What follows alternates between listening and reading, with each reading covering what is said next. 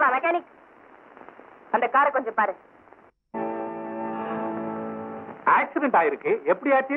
ஒரு ஆட்டுக்குட்டிக்காக தோழியர் மன்ற தலைவி நிர்மலா கார மரத்துல மோதினதா பேப்பர்ல பாத்திருப்பியே, அந்த காரு இதுதான், அந்த நிர்மலா இவங்கதான், அந்த ஆட்டுக்குட்டி அங்கே இருக்கு. டிஎம்பி 808 அன்னைக்கு ரோட்ல கண்ணுக்குட்டி அடிச்சு போட்டு போன புண்ணியவதிகள் நீங்க தானா? என்னது கண்ணுக்குட்டி நாங்க அடிச்சோமா? இல்லையே. சத்தம் கேட்டு கண்ணுக்குட்டி மிரண்டு வரவும் இல்ல, நாங்க அது மேல காரை மோதிட்டு நிறுத்தாம ஓடவும் இல்ல. இதெல்லாம் அபாண்டம். கரெக்ட். அத்தனை உங்க வாயாலே சொல்லிட்டீங்க. சந்தேகம் இல்லாம அது நீங்க தான். டேய் சந்தான சாயராம இங்க வாங்கடா. என்ன சார்? என்ன அம்மாக்களை தெரியுதா? அம்மாக்கள்ல தெரியுது ஓரளவுக்கு.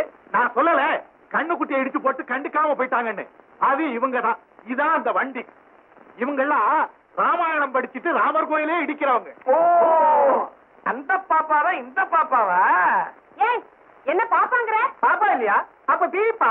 பல்லோடப்பேன். என்ன மரியாதை எல்லாம் பேசுறீங்க? எனக்கு வயசு என்ன ஆகுது தெரியுமா? ஒரு 60 இருக்குமா?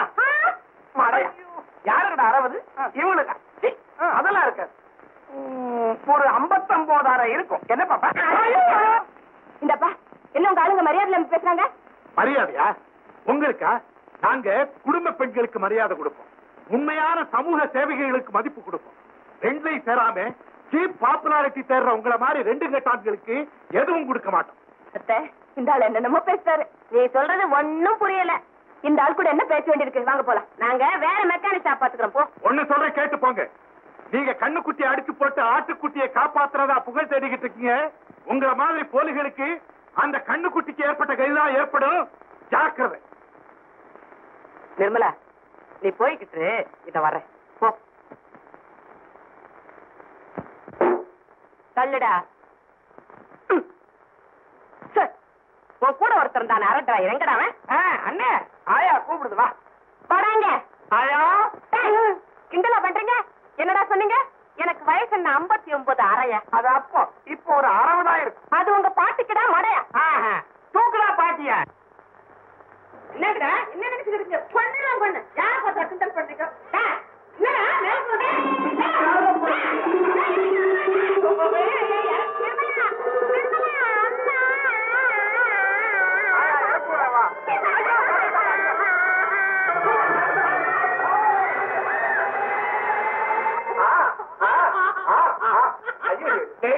அப்படியே உச்சி பிள்ளையார் மாதிரி இருக்கு.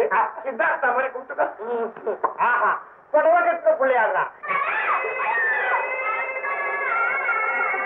சின்ன டான்ஸ் போடுவதா? எங்க காருக்கு ஒரு சின்ன ஆக்சிடென்ட். அதெல்லாம் இப்ப சொல்லக்கூடாதுன்னு சொல்றாங்க. ஃப்ரண்ட் டயர்ல மேல கொஞ்சம் பஞ்சர், அவ்வளவுதான், வேற ஒண்ணு இல்ல. அப்போ நம்ம பேசினபடி கல்யாணத்தை முடிச்சிடலாமா? தாராளமா முடிச்சிடலாம். பையன் இப்போ வந்துடுவான். அவனை ஒரு தரம் பாத்துட்டீங்கன்னா நான் முறைப்படி உங்க வீட்டுக்கு வந்து பொண்ணை பார்த்துட்டு நிச்சயதார்த்தத்தை பேசி முடிச்சிடலாம். அப்பா, இந்த சம்பந்தம் நமக்கு சரிப்பட்டு வராது. நீங்க என்ன தம்பி சொல்றீங்க? இந்த பேப்பரை பாரு. எவனோ ஒருத்தன் போடுற மாலைக்கு எவ்வளவு ஆசையா அவங்க பொண்ணு கழுத்தை நீட்டிட்டு இருக்காங்க பாத்தீங்களா? கழுத்துல மாலை போடுற உரிமை கட்டிக்க போற ஒருத்தனுக்கு தான் உண்டு நினைக்கிறவன் தான்.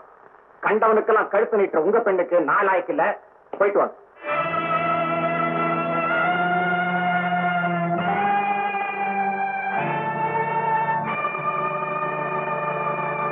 இனிமே நீங்க எந்தெந்த இடத்துல எப்படி எப்படி நடிச்சா சீக்கிரமா புகழ் கிடைக்கும் சொல்லித்தர கேட்க சொல்லுங்க. ஏதாவது ஒரு சேரி பக்கம் போக வேண்டியது.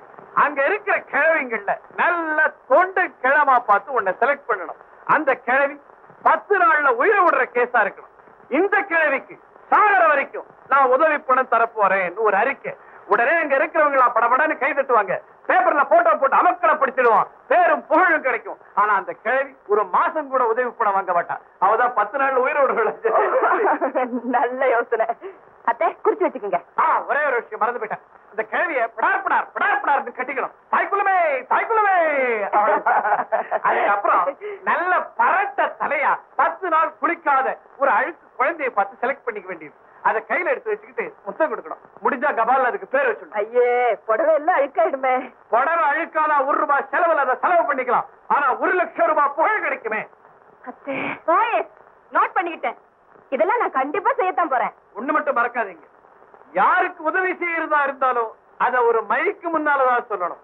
குழந்தையை தூக்கினாலும் சரி, கிழவியை கட்டினாலும் சரி, அதை ஒரு கேமரா முன்னாலதான் செய்யணும்.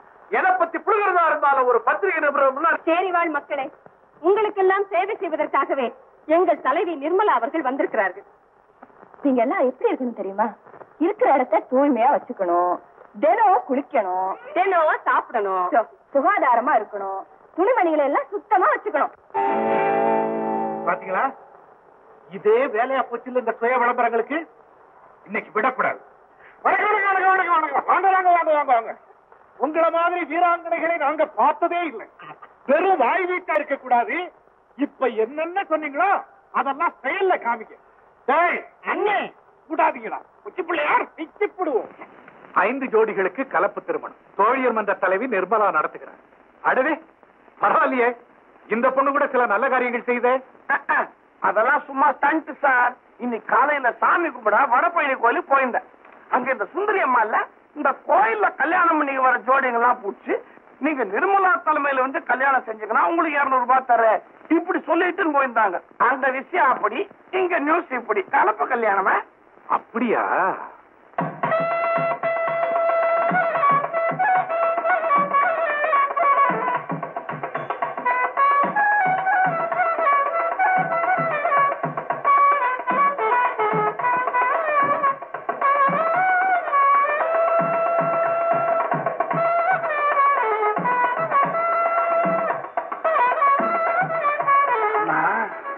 நான் 5 ஜோடி தானே கூட்டிட்டு வந்தேன்.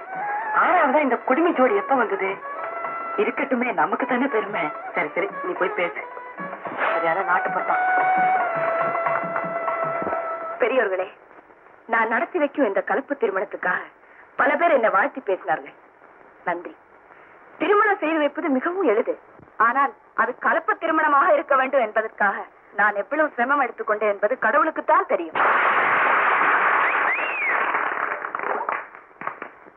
இளமையிலிருந்தே என் ரத்தத்தில் பொதுநல மனப்பான்மை கலந்து விட்டது.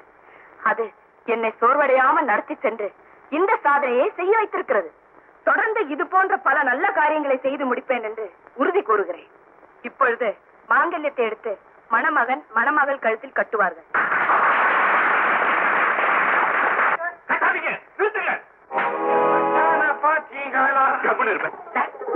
ஏன் அவசர மாதிரி தாலி கட்டுறீங்களே?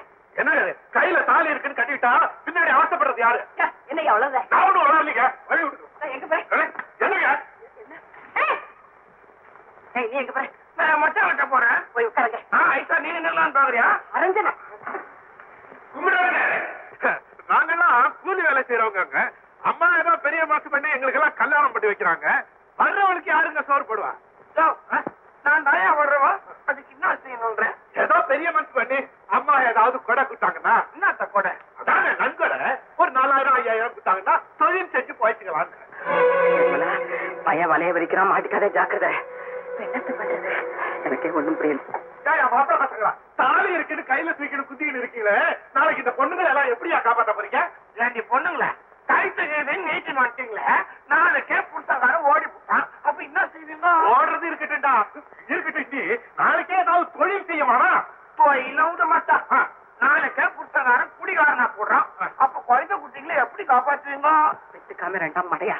அதனால கல்யாணம் ஆற கையோட அம்மாவை கேட்டா ஏதாவது காசு பணம் கொடுக்காமையா போயிட போறாங்க. கொடுக்கல என்ன விட்டுருவோமா? கார்ல கொண்டு வச்சு வைக்கிற மாட்டோம். கேளுங்க, அம்மா கேட்கணும்ல. அப்படி அவங்க கொடுக்கலன்னா நம்ம ஒருத்தர் தாலி கட்ட வேணாம். ஆமா, கட்ட வேணாம். தாலிய கூட தாலிய கூட தாலி கட்டாம போட்டு ரொம்ப கேவலமாயிடும். பத்திரிக்காரங்க எல்லாம் வந்திருக்காங்க. அதுக்கு என்ன பண்ணணுங்கிற? பணத்தை கொடுத்து தொலைச்சிருவோம். ஒரு மாப்பிள்ளை கேட்டுக்கொண்டபடி ஒவ்வொரு ஜோடிக்கும் 2000 ரூபாய் கொடுக்க சம்மதித்திருக்கிறேன். எப்ப விடுறீங்க? வீட்டுக்கு வாங்க, உங்க கையில எல்லாம் பட்டு கொடுத்துருக்கேன்.